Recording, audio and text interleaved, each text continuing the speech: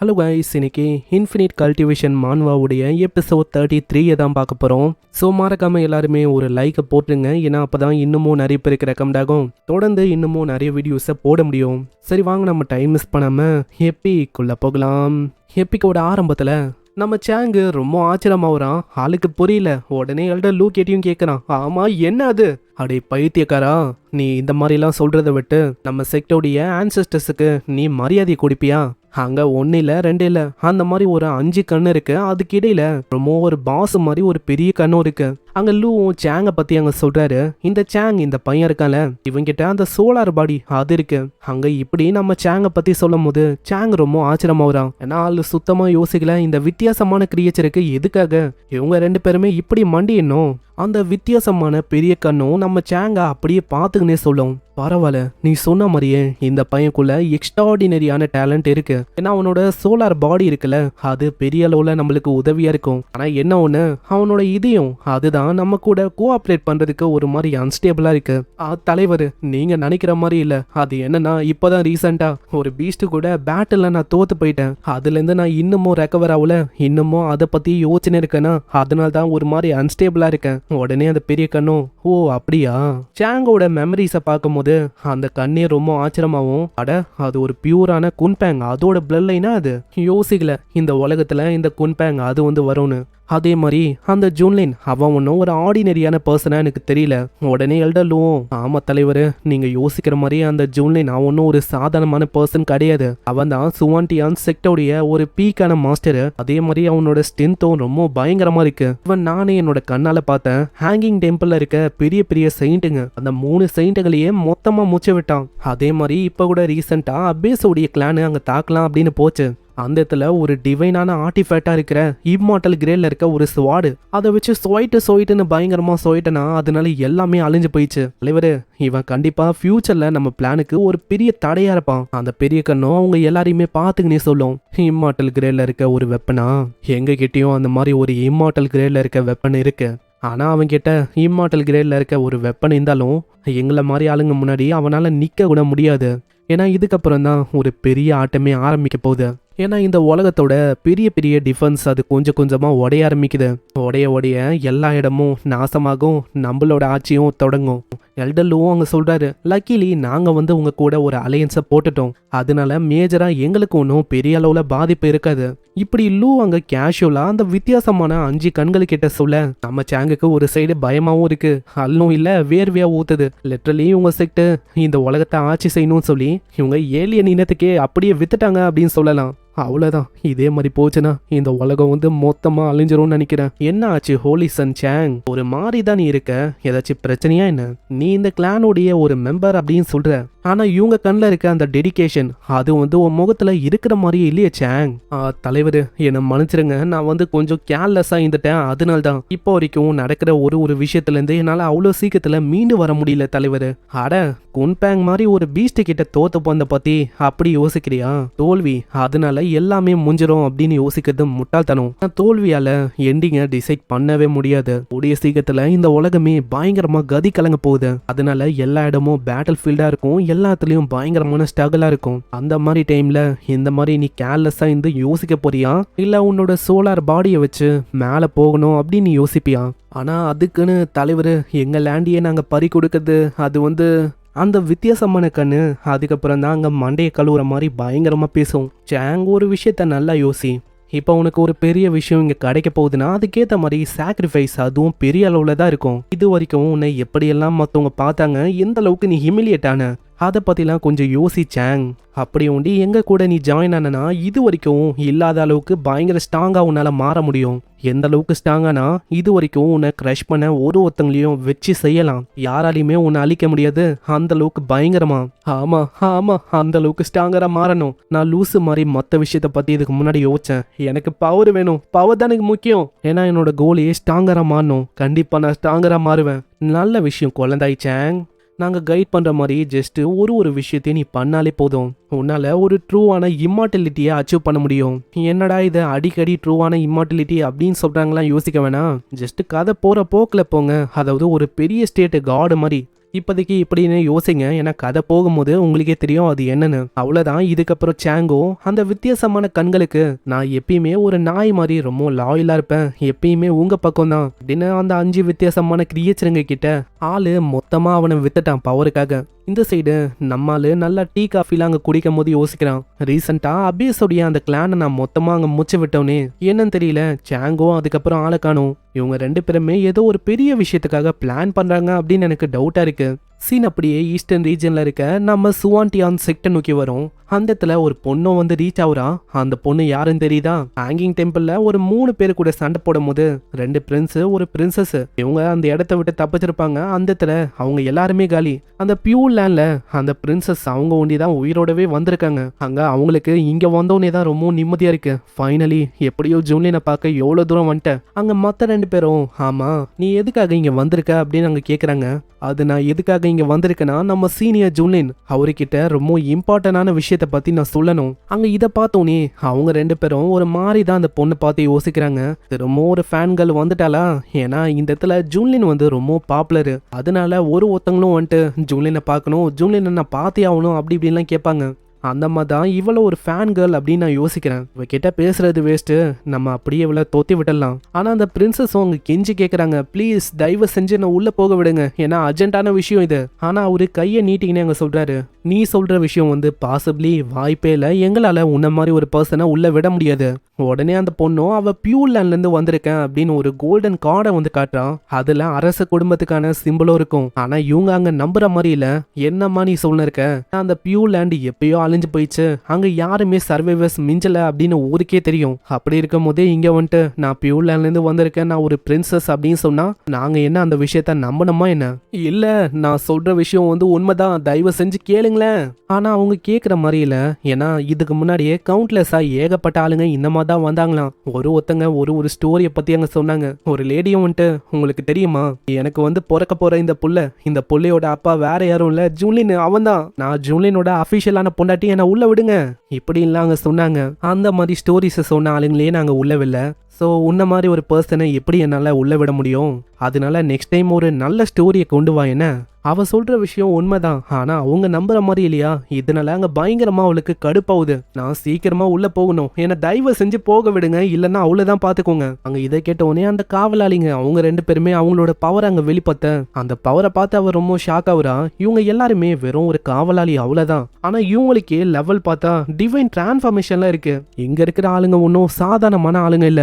அது ஏன்னா நம்ம ஜூன்லின் ரீசெண்டா அங்க பயங்கரமா ஒரு ஸ்பீச்சை கொடுத்திருப்பான். அதனால சின்ன சின்ன ஆளுங்களோட லெவல்லாம் அங்க பயங்கரமா ஏறிச்சு. அவங்களும் அங்க பயங்கரமா மிரட்ட ஆரம்பிக்கிறாங்க, மரியாதையா போயிட்டு பொண்ணு, இதுக்கு மேலேயும் நாங்க மரியாதையை சொல்ல மாட்டோம். இந்த டைம்ல அவளுக்கு என்ன பண்ணும் தெரியல, அவ ரொம்ப பயந்து போறா. அங்க திடீர்னு லிங்கர் வரா.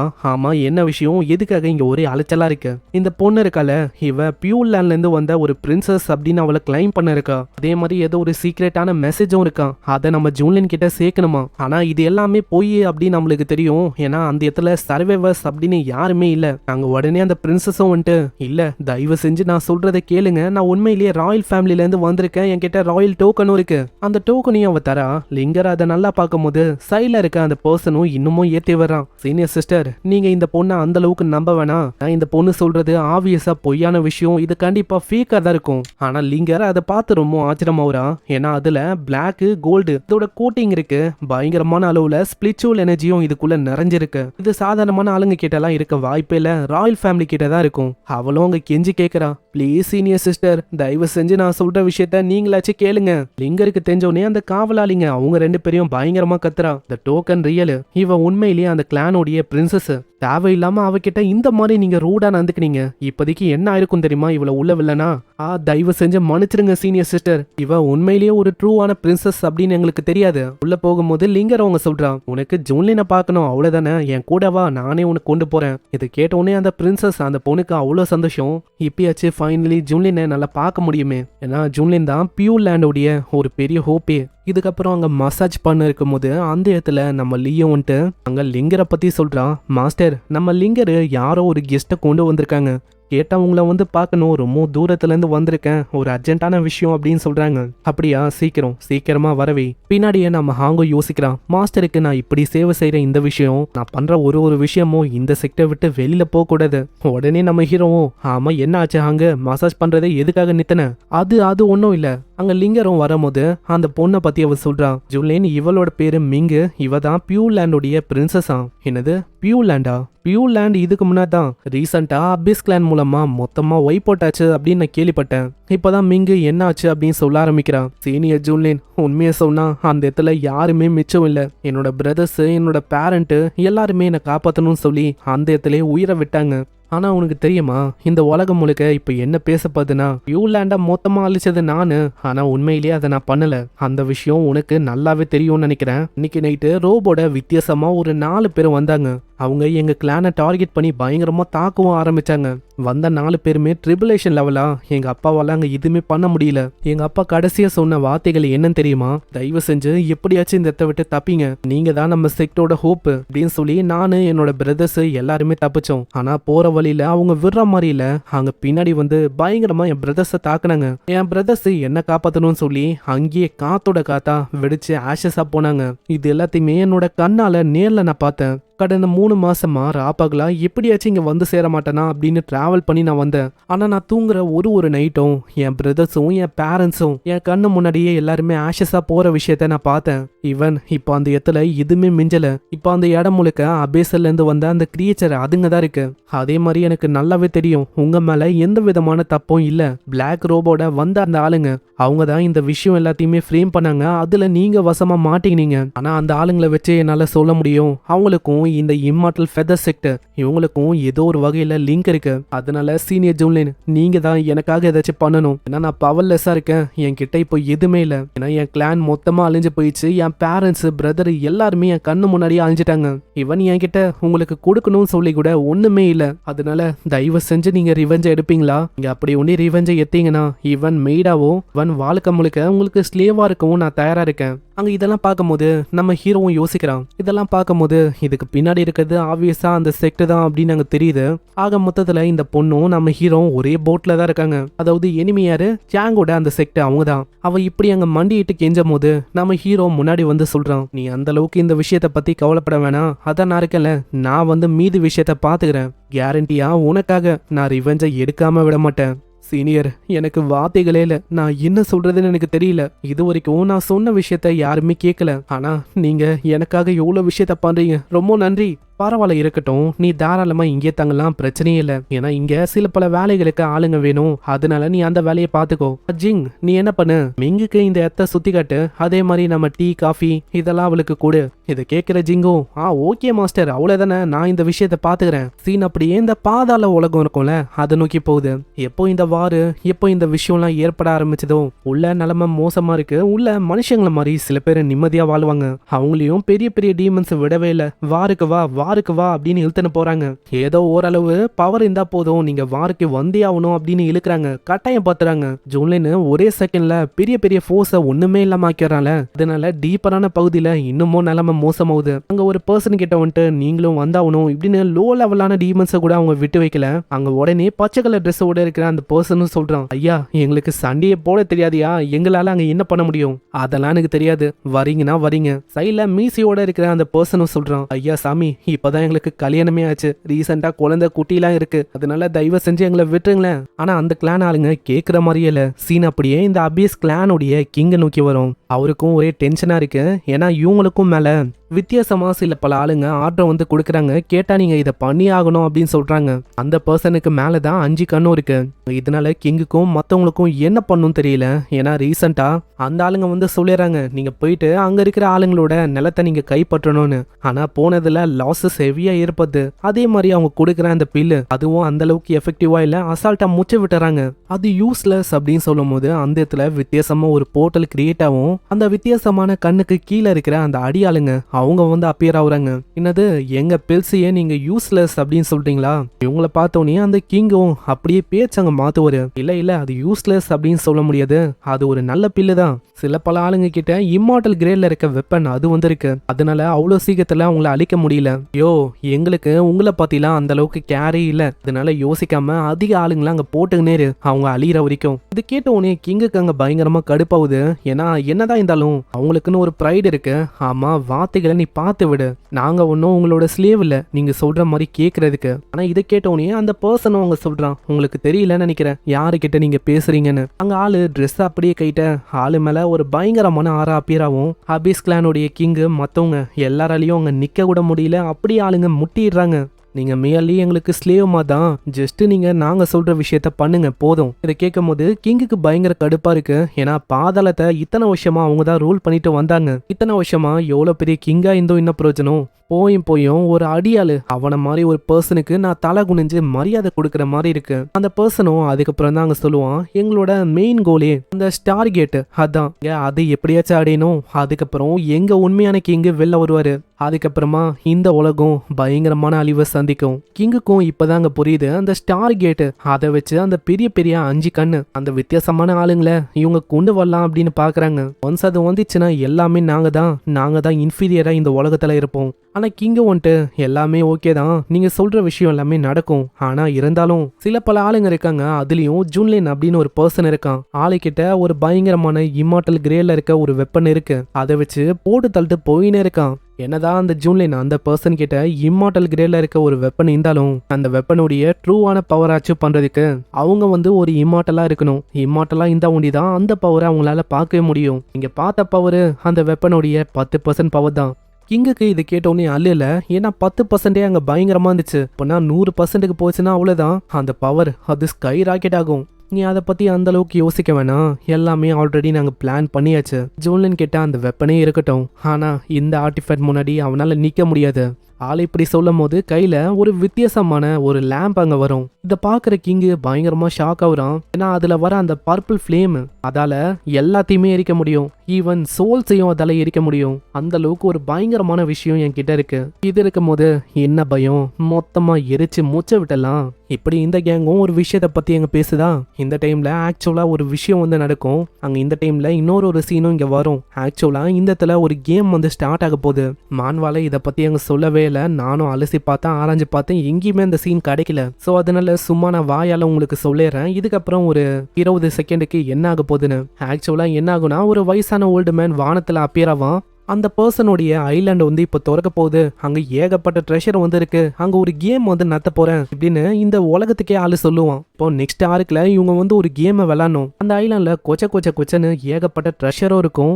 அந்த கேம்ல யாரு ஜெயிக்கிறாங்களோ அவங்களுக்கு தான் அந்த ஐலண்ட் ஒட்டு மொத்தமா சொந்தம். அதே மாதிரி ட்ரெஷர்லாம் சொல்லவே தேவையில்ல, அவங்களுக்கு தான். கேட்கும் போது ஹாங்காங்க ரொம்ப சந்தோஷமா இருக்கும். நம்ம எப்படியாச்சும் போயிட்டா ஜூன்லினா அசால்ட்டா போட்டு தள்ளிடலாம் அப்படின்லாம் யோசிப்பான். இந்த டைம்ல திடீர்னு ஜூலினுக்கு சிஸ்டம் வழியா ஒரு மிஷினும் வரும். அந்த ஐலாண்டுக்கு ஜஸ்ட் நீங்க போனாலே போதும், அங்க செக்கிங் ரிவார்டா கோல்டன் லக் அப்படின்னு ஒரு விஷயம் உங்களுக்கு கிடைக்கும். அது என்னன்னா, நம்ம ஹீரோ என்ன பண்ணாலும் லக்கெல்லாம் அங்க மேக்ஸ் அவுட்ல இருக்கும். அதாவது அவன் தடுக்கி விழுந்தாலே எல்லாத்துலயும் ட்ரெஷர் கிடைக்கும்னு வச்சுக்கோங்களேன்.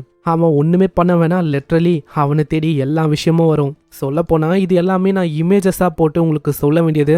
ஆனா நானும் எவ்வளவோ தேடி பார்த்தேன், நிறையவே நான் சர்ச் பண்ணியும் பார்த்தேன். ஆனா எங்கேயுமே எனக்கு சீன்ஸ் எதுவுமே கிடைக்கல. உண்மையா சொன்னா நெக்ஸ்ட் சாப்டர் சம்மந்தமே இல்லாம இருந்துச்சு. நல்லா தேடி பார்க்கும் போது தான் தெரியுது இந்த மாதிரி ஒரு சீனு அங்க மிஸ் ஆகுதுன்னு. அது ஏன்னு தெரியல, நான் எல்லாத்துலயும் தேடி பார்த்தேன். ஆனா இந்த சீன் எனக்கு கிடைக்கல, அதான் வாயிலே சொல்லிட்டேன். ஸோ உங்களுக்கு புரிஞ்சிருக்கும், அங்க ஒரு கேம் ஆரம்பிக்க போது நெக்ஸ்ட் ஆர்க் ஒரு கேமா இருக்கு. அது சும்மா வேற லெவல்ல இருக்கும். அதே மாதிரி இந்த அபேஸ்ல இருக்க இந்த ஆளுங்க, இவங்களுக்கு பின்னாடி ஒரு வித்தியாசமான கண்ணு இருக்கு. இவங்க யாரு என்ன இதுவும் நம்மளுக்கு தெரியல. இதுக்கப்புறம் நம்ம ஹாங் நம்ம ஹீரோ கிட்ட கெஞ்ச போறான். அதுல இருந்தா எபிசோடு ஆரம்பிக்கும். ஸோ நான் சொன்ன விஷயம் புரிஞ்சிருக்கும்னு நினைக்கிறேன். நான் இந்த மான்வால ஏகப்பட்ட மிஸ்டேக் இருக்கு. செக்டோட பேரை தப்பா அங்க போட்டு வச்சிருப்பாங்க. பேரு லெட்டரெல்லாம் அங்க தப்பா இருக்கும். கல்டிவேஷனோட லெவலும் அதுக்கேற்ற மாதிரி ரொம்ப கோளாரா இருக்கும்.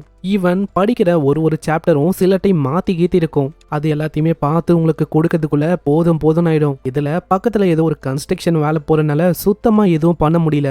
ஸோ என் நிலைமை உங்களுக்கு புரியும் நினைக்கிறேன். சரி, மறக்காம லைக் போட்டு சப்போர்ட் பண்ணுங்க. ஏன்னா இதை கரெக்டா சொல்றதே ஒரு பெரிய விஷயம் தான். சரி, ஏதோ ஒன்று உங்களுக்கு பிடிச்சா சரி. நான் உங்களை நெக்ஸ்ட் எபிசோட்ல சந்திக்கிறேன். தேங்க்யூ ஃபார் வாட்சிங். சைனரா.